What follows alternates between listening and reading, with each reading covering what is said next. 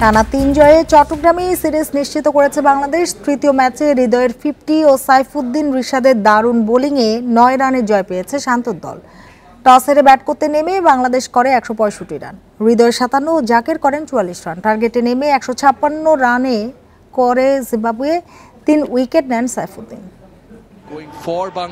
বিকাশে কম খরচে ক্যাশ আউটের লিমিট বেড়ে ৫০,০০০। প্রিয় এজেন্টও ২টা। ব্যাটারদের সেরা প্রস্তুতির জন্য আগে ব্যাট করা দরকার। বাংলাদেশ টস জিতে সেই সাহস দেখাতে পারেনি।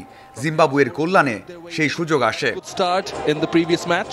দুই ওপেনার যেভাবে শুরু করলেন তাতে জিম্বাবুয়েন বোলাররা বিশ্বের অন্যতম সেরাতে পরিণত হলেন। রান রেট কখনোই ১০-এর উপর নিতে পারলেন না। লিটন বাজে শটে আউট হয়ে হতাশা বাড়িয়েছেন। নানা আলোচনায় শান্তর ব্যর্থতা আড়াল হচ্ছে।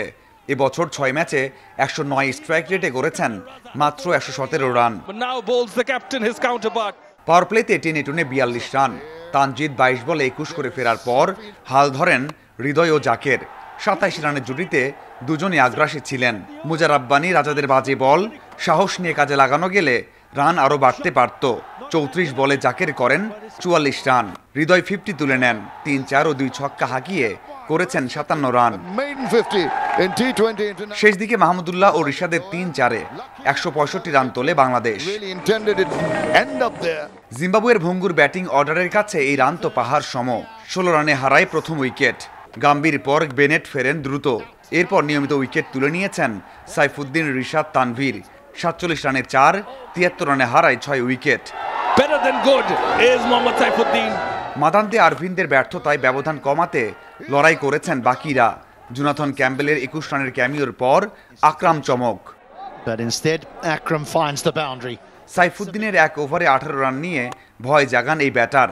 শেষ ওভারে দরকার ছিল ২১, ওরা তুলতে পেরেছে ১১ রান। টানা ৩ জয়ে সিরিজ নিশ্চিত হয়েছে বাংলাদেশ দলের। এমন জয়ের পর যে আনন্দ উচ্ছ্বাস অথবা উদযাপন করার কথা ছিল সেই কাজটা কি করতে পারছে না, হতে দিচ্ছেন না দুই তারকা লিটন ও শান্ত। এই দুই তারকার অফ ফর্ম ভাবাচ্ছে ম্যানেজমেন্টকে। মাজহারুল ইসলাম, ইন্ডিপেন্ডেন্ট নিউজ, জোহরাম চৌধুরী স্টেডিয়াম, চট্টগ্রাম।